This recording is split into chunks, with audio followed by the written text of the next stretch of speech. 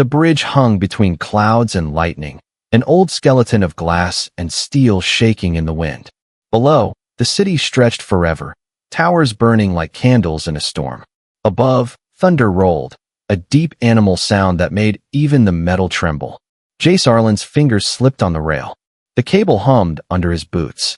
Every step sent shards of glass into the storm. He was 12 and already certain this was how people died, falling through a sky that never ended. The safety drones had failed hours ago. The storm was worse than predicted. Then a voice came, light and musical, cutting through the thunder. "Don't freeze, little one." He looked up. A shape blocked the flashing sky. A girl stood on the highest beam as if gravity was a rumor. She was tall, too tall, her skin faintly glowing violet beneath the rain. Thin lines of light moved across her like rivers under glass. She crouched, eyes gold and bright. "Keep your balance," she said again. "The bridge likes confidence." "I'm trying," Jay stammered. The wind almost threw him off. "You're thinking about falling." She smiled, small and knowing. Thinking about down is almost the same as looking.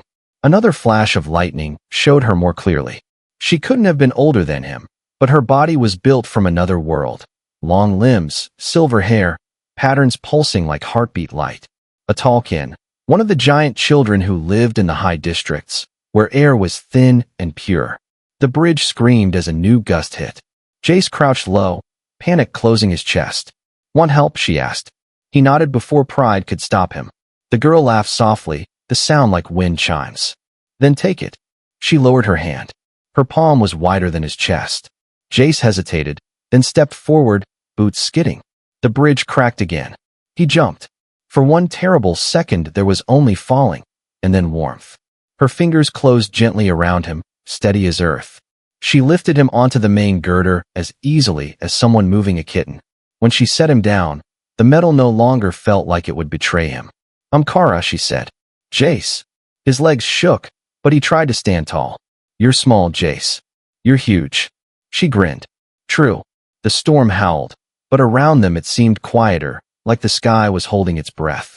Kara pulled something from a pouch on her belt, a thin silver thread that glowed when she touched it. "It's an oath thread," she explained. "We use it for promises." "I don't make promises," Jace said.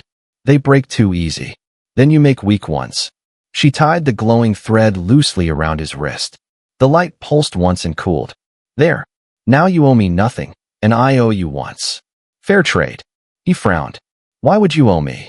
"You held the bridge steady when I crossed earlier," she said. "I saw you. You didn't run even when it shook.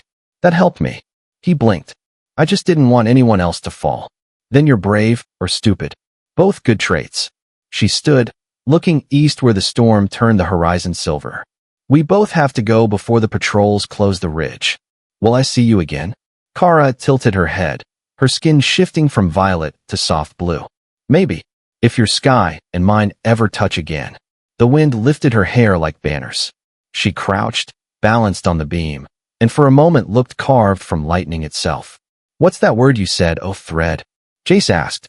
"In Tolkien speech, it means Vren, but we have 3 words that fit better." She counted them on glowing fingers. "Friend, friend. Kor, promise. Saren, return." He repeated them clumsily. She laughed again, light and bright. "Close enough, little human." A siren wailed far away. Security lights blinked along the ridge. Kara glanced toward them. Time to disappear. Before he could answer, she leaped, one perfect arc through rain and fog, landing on another beam below. For an instant the storm lit her silhouette in gold and silver, and then she was gone. Jace looked at the glowing thread on his wrist. It was warm against his skin, beating once like a tiny heart. He didn't understand the word Vren, but he understood the feeling.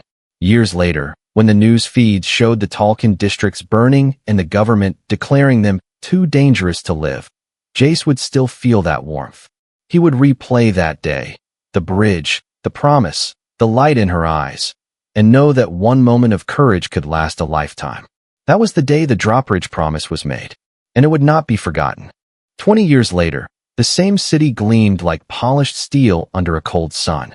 Hollow banners shimmered above every tower, repeating one message in a dozen alien tongues: justice for the war of purge, final execution today. Crowds poured toward the Echelon Arena, the largest structure ever built for killing. 50,000 beings from 100 species waited to see a legend die. Jace Arlen moved among them like a shadow. His coat was plain, his hood low. He looked like any traveler seeking bloodsport entertainment, but under the fabric rested weapons that never showed on scanners. His right wrist still bore the faded mark of the old silver oath thread, dim now, but never cold. He had spent 2 decades preparing for this hour. Every contact bribed, every archive broken, every rumor mapped into a single plan to find the last Tolkien. When the gates opened, the roar of the crowd became a physical thing, pressing against skin and bone.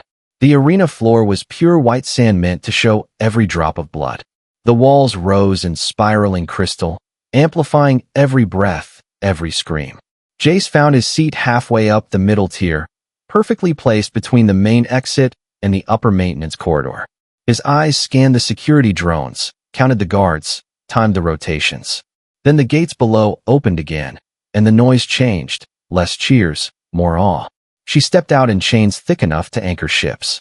9 feet of violet skin and living light. Her hair, once silver and wild, was now cropped close, military sharp.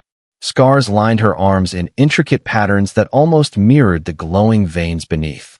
The years had reshaped the girl on the bridge into something larger than myth. Cara Vare, last of the Tolkien. She did not bow. She did not flinch. Each step in those graviton shackles left a crater in the sand. When she finally lifted her head, her golden eyes swept the tears as if memorizing every face. Jace felt the gaze brush across him. For a heartbeat, her pupils tightened, almost like recognition, then moved on. On the high throne, Prefect Cale Thorne leaned forward, scales glinting emerald under the lights. His voice carried easily through the comm system. Today the prefecture erases the last threat to stability. Today ends the age of the Tolkien. The executioner approached, a creature bred for ceremony. A 4-armed Creed warrior holding a plasma halberd that hummed like a hive. The blade's glow reflected on Kara's face. She didn't move. The crowd waited for the first swing. Jace stood. 1 step over the railing. 2 down. Then he jumped. His boots hit the white sand with a soft thud that the crystals amplified into thunder.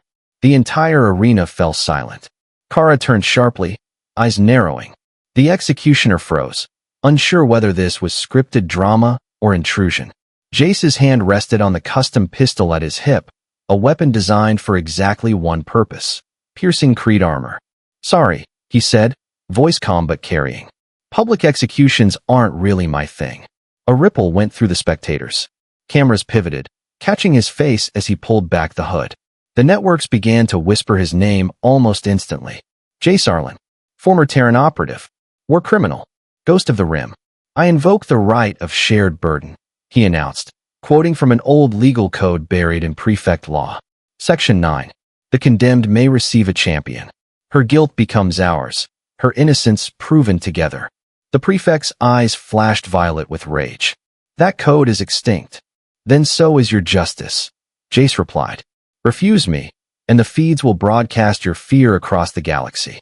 Every lens turned toward the throne. The moment stretched, thin as wire. Thorne smiled finally, slow and poisonous. "Very well, Terran. 72 hours. Prove her innocence, or die beside her."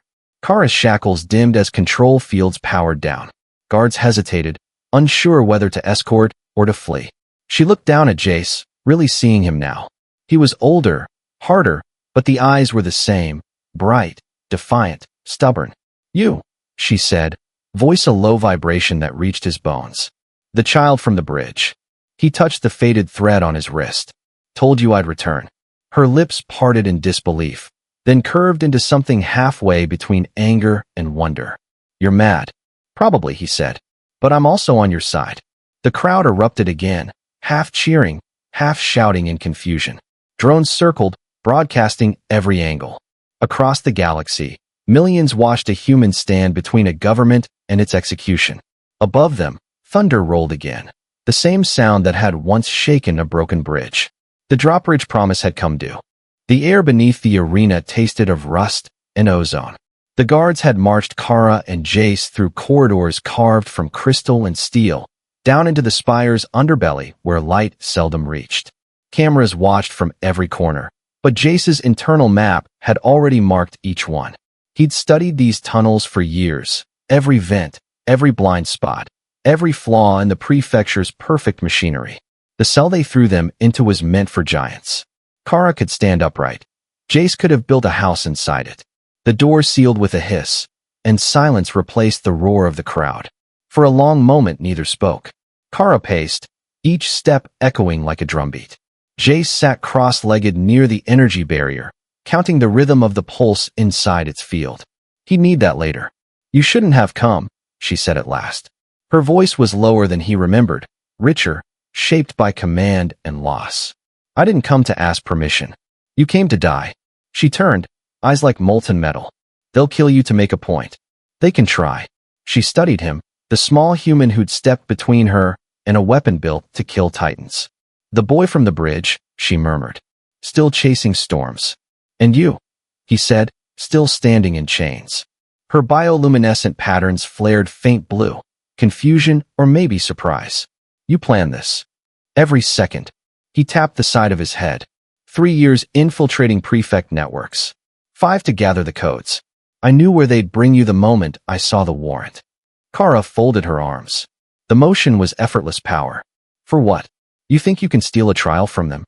"No," he looked up, meeting her gaze. "I'm going to steal truth." Before she could reply, the wall behind him clicked once. Tiny, mechanical, intentional. He pressed his thumb against a discolored patch near the floor. A panel slid open, revealing a narrow vent lined with dormant circuits. Inside were 2 small cases wrapped in foil. Kara blinked. "You smuggled gear into a government cell?" "Smuggled it 5 years ago, before it became a cell." He grinned. "This used to be a cargo vault. I bribed the architect to reinforce it." He opened one case. Inside lay 2 compact rebreathers, 2 energy suppressors, and a bundle of data spikes. The second held a small sphere that pulsed faint amber. "Your way out," he said. "When the shift changes." Her expression hardened. "Why me, Jace? Why risk everything for a species everyone already buried?" He pulled at the edge of his glove, revealing the faint silver thread still circling his wrist. "Because once, someone taller than courage itself pulled me from a storm and taught me what a promise means." For the first time, her patterns softened to gentle gold. "That was a child's oath." "Children grow up," he answered quietly, "but some oaths don't." The corridor outside rumbled, a security train moving somewhere above them. He counted 4 seconds between the vibration peaks. "Perfect." He slid the sphere across the floor toward the barrier. "Cover your eyes." "What?" The sphere erupted in white light, silent but blinding. The barrier shorted, its hum dying with a low whine. Smoke curled from the emitter nodes. Jace was already moving. He dove through before the failsafe could reactivate. Guards shouted. Kara followed, ducking through the narrow gap that barely cleared her shoulders. Her hand brushed the ceiling, sparks rained. Together they ran down the maintenance tunnel, footsteps echoing against metal ribs. "Left," Jace shouted. "Follow the red pipes. Don't touch the blue ones." "You memorized this?" "I built half of it." They burst into an abandoned cargo shaft. A platform dangled 20 meters below.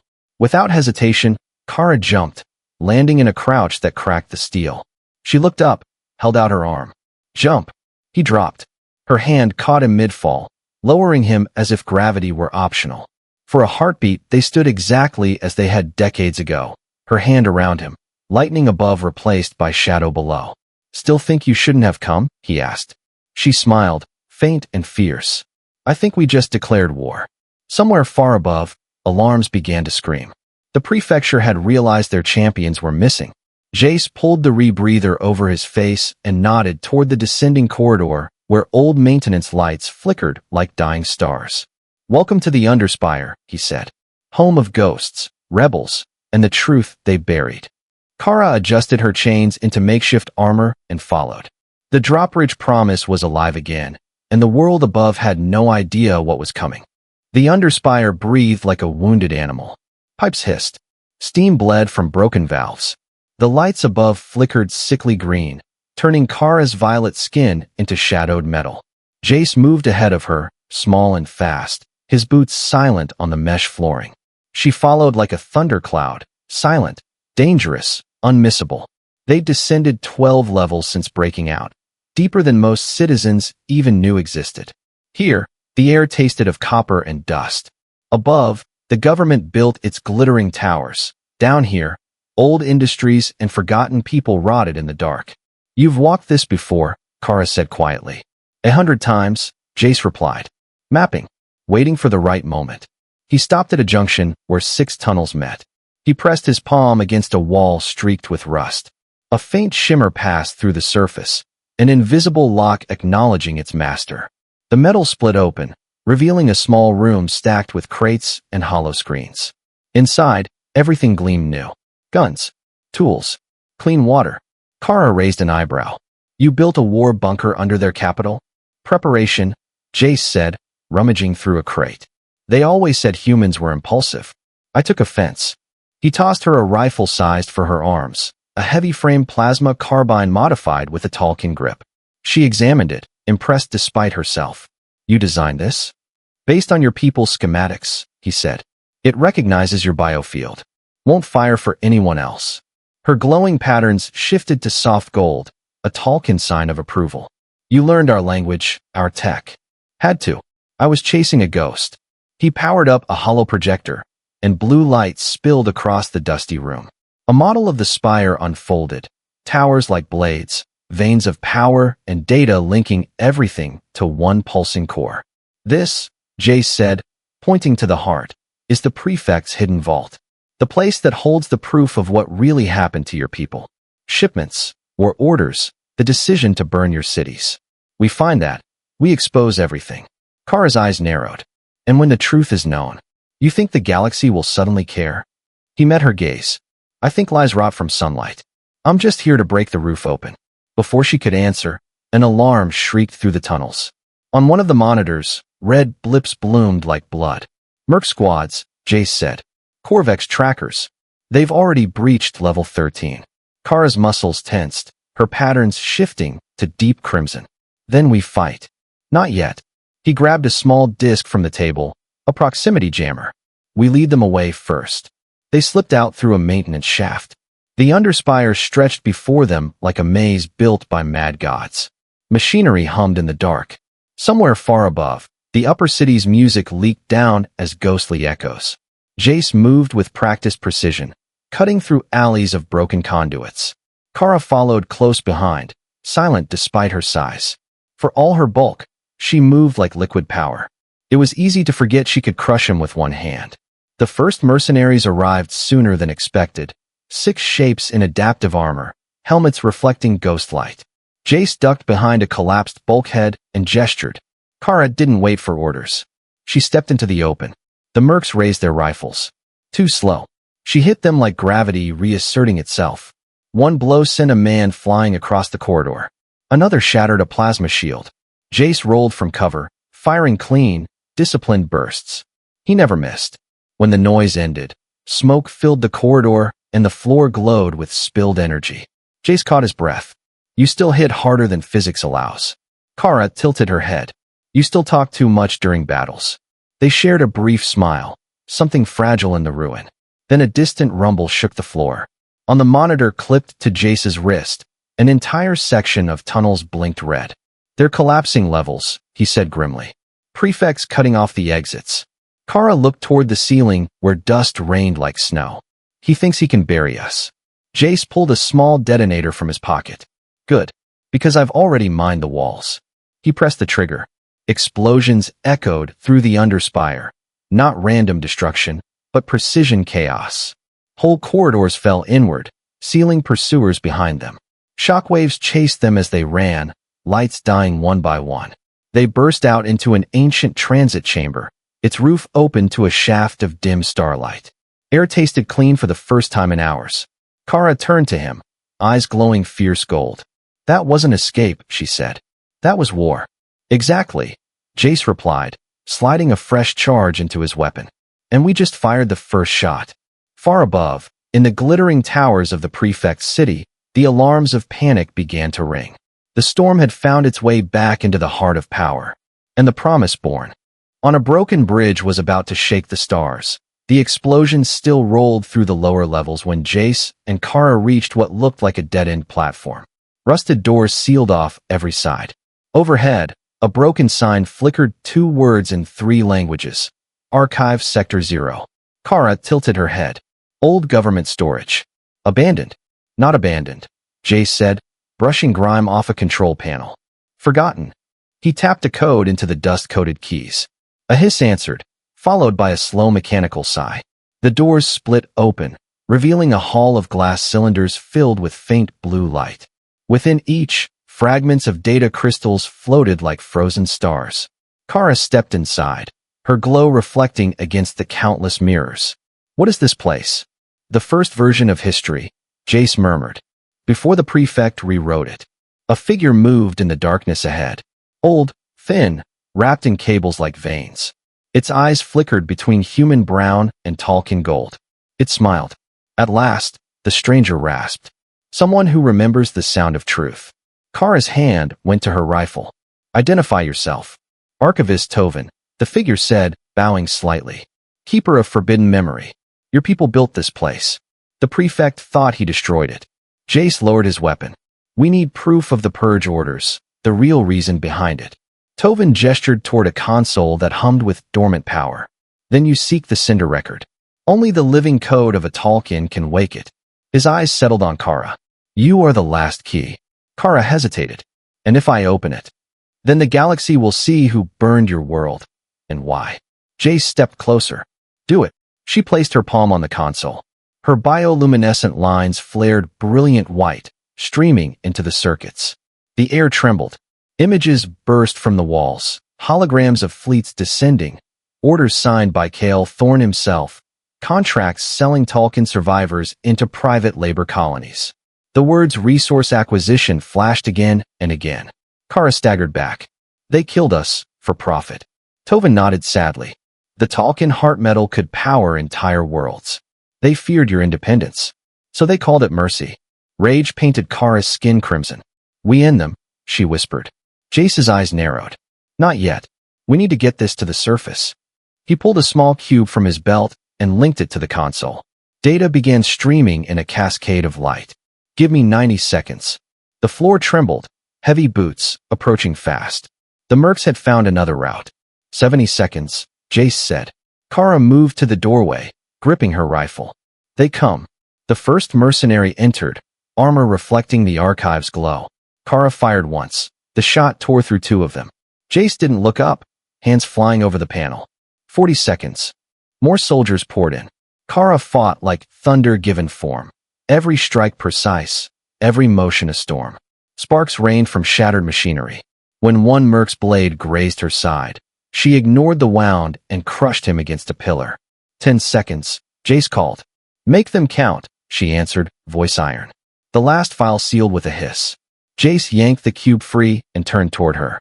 She was bleeding light, her patterns flickering erratically. He reached her side. We're done. Let's go. They ran, dragging the archivist behind them.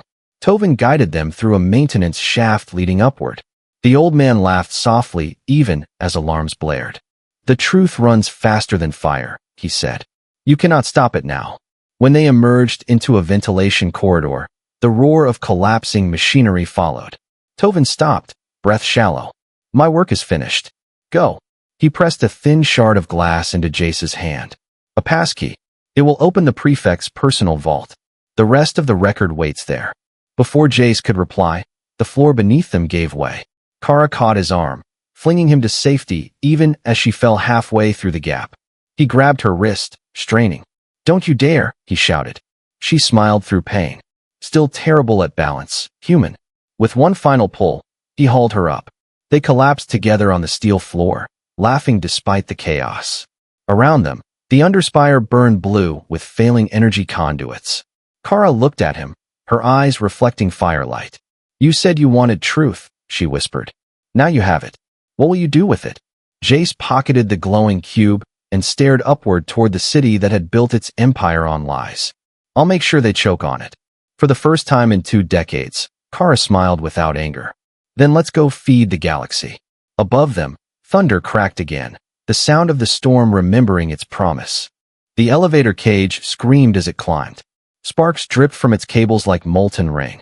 Every jolt sent pain through Jace's bruised ribs, but he didn't stop rewiring the control panel. Above them, the prefect's citadel glittered, beautiful, poisonous, alive with soldiers waiting to erase them. Kara stood beside him. The weight of battle dried into her scars. Her patterns glowed low amber, a sign of calm before fury. The data cube pulsed in Jace's pocket, alive with the stolen truth. Once we reach the top, he said, we broadcast from the prefect's core relay. Every world in the network will see the purge orders. And if the relay is locked, she asked, then we make a new door. The lift shuddered to a stop. The doors peeled open on a corridor lined with black glass. Holograms of the prefect's victories flickered on the walls. Burning cities, kneeling captives, banners of triumph. Kara's eyes hardened. He calls this history. Let's write a better one, Jace said, stepping out. The guards came first, 12 of them, armored in living alloy. Jace dropped low, firing in precise bursts. Kara hit them from above, leaping into their formation with impossible strength. The fight lasted 20 seconds. The silence after was longer. At the corridor's end stood a circular gate of pure crystal, humming with power. A sigil burned above it, the prefect's crest, wrapped around a spiral of Tolkien runes. Jace scanned it. Biometric encryption. He's using your people's own genetics as the lock. Kara stepped forward. Then I'll be the key. She pressed her palm against the gate. Her bioluminescence surged, flooding the crystal with light. Circuits ignited, reacting to her heartbeat. For a moment, it looked like the door itself remembered her species and hesitated to refuse. Then it opened with a sound like breaking ice. Beyond lay the prefect's private vault. A vast room of suspended bridges and transparent floors showing the city below. At its center stood Cale Thorn himself, his scaled armor reflecting every screen's light. Welcome, ghosts, he said softly. I was starting to think you died down there. Kara leveled her rifle. We brought your ghosts with us. He smiled, showing teeth too perfect to be natural. You think truth changes anything? Empires are built on lies because people prefer them. Let's test that, Jace said, tossing the cube onto the control dais. It clicked into place, feeding light into every surface. The holograms shifted. Gone were the victories. Now the screens showed the massacres, the slave contracts, the prefect's personal signatures. Cale's smirk faltered. You'll die before the upload finishes. Probably, Jace said. But the data's already in your broadcast grid.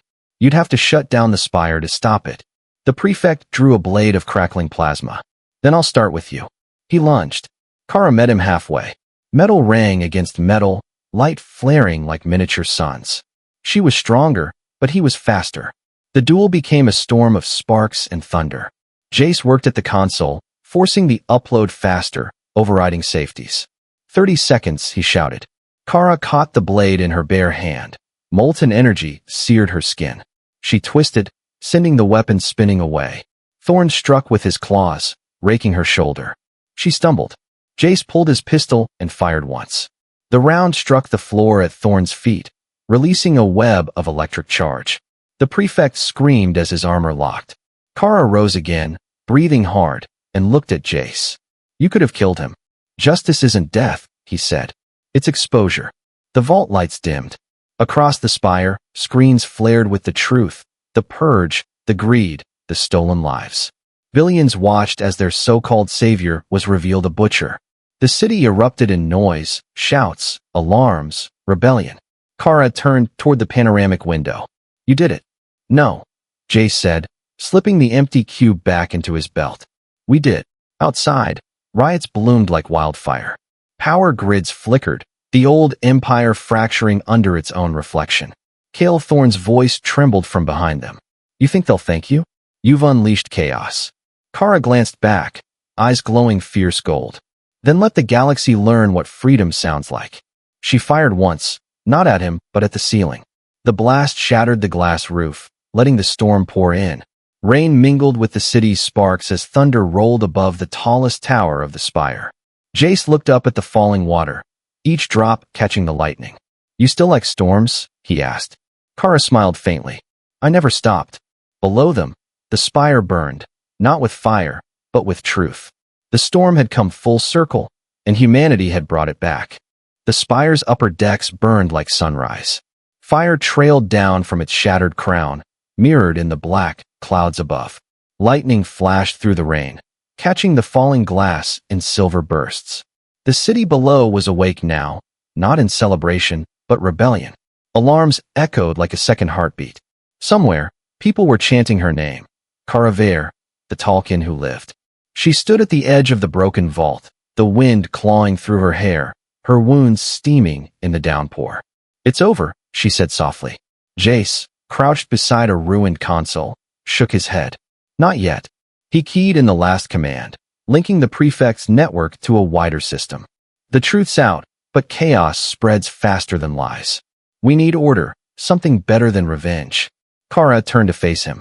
The rain made her bioluminescent patterns shimmer like galaxies under her skin. "You think words will calm a galaxy that's been bleeding for 20 years? Not words," he said. "Choices." He pointed to the console's core, a small crystal heart beating with residual energy. "That's the lattice signal, the one your ancestors built. It can rebuild what they destroyed, open channels to every refugee, every world still hiding from this empire's shadow. But it needs you to activate it." Kara's golden eyes narrowed. "You want me to wake the weapon that nearly destroyed the stars?" "It was never a weapon," he said. "It was a sanctuary network." The prefect twisted it into fear. "Time to reclaim it." Thunder cracked overhead. Kara stared at the crystal heart. The reflection of lightning rippled across her face, blending with the pulsing light of her skin. "You're asking me to lead," she whispered. Jace rose, his expression unreadable.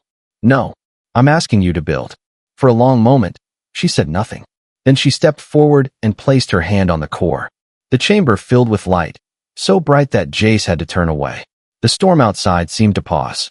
One by one, points of light appeared across the sky, spreading outward like veins of fire.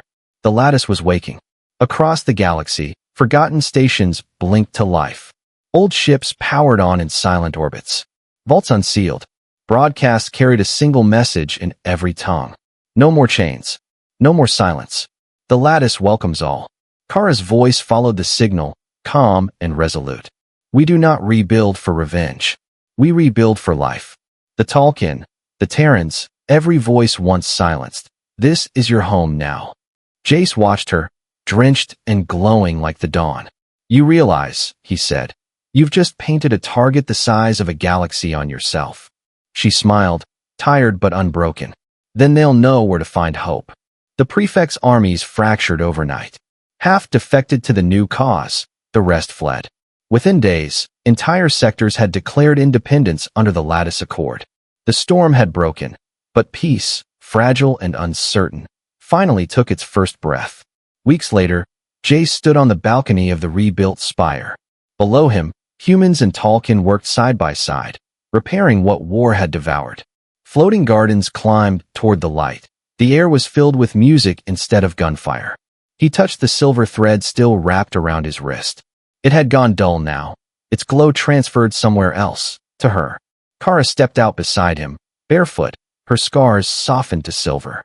"You never took that off," she said. "Couldn't," he replied. "It's proof I kept my promise." Her laugh was soft thunder. "You didn't just keep it, Jace. You rewrote it." He turned toward her, rain still falling beyond the glass walls. "You built a refuge when everyone expected a rebellion. You changed the meaning of power. That was all you." Her patterns glowed gold. "And you reminded the galaxy what a single human can do when he refuses to let go of hope." A child's voice called from inside, a Tolkien boy with faint Terran features, holding a glowing datapad. "Mama, Papa, the council wants you." Kara looked at Jace, a spark of amusement in her eyes. "Seems the galaxy's not done with us yet." Jace smiled. "Then we'd better not keep it waiting." They stepped out onto the balcony as the storm clouds broke apart. The sun burned through for the first time in a generation, scattering light across a sky no longer owned by tyrants. Somewhere out there, countless refugees were seeing that same sunrise, proof that truth had survived, that humanity had kept its promise. The drawbridge promise had come full circle. It had begun with a fall and ended with flight. And when the servers came back online, all the command codes had changed. Every one of them replaced with a single word, continue. The pilots stared. "So it's true?" The Kestrel 2 still flies. The woman smiled and tapped the copper pendant around her neck. Fly? No. It teaches. As she left the bar, a rhythm followed her footsteps, 3 short, 1 long. The old signal of a family that refused to end. Somewhere in the deep dark, a ship hummed in response, its engines singing the same pattern. The Kestrel 2 had become legend now, a living comma in a universe that kept trying to write its own ending. And legends, like hope, never die. They just keep moving forward.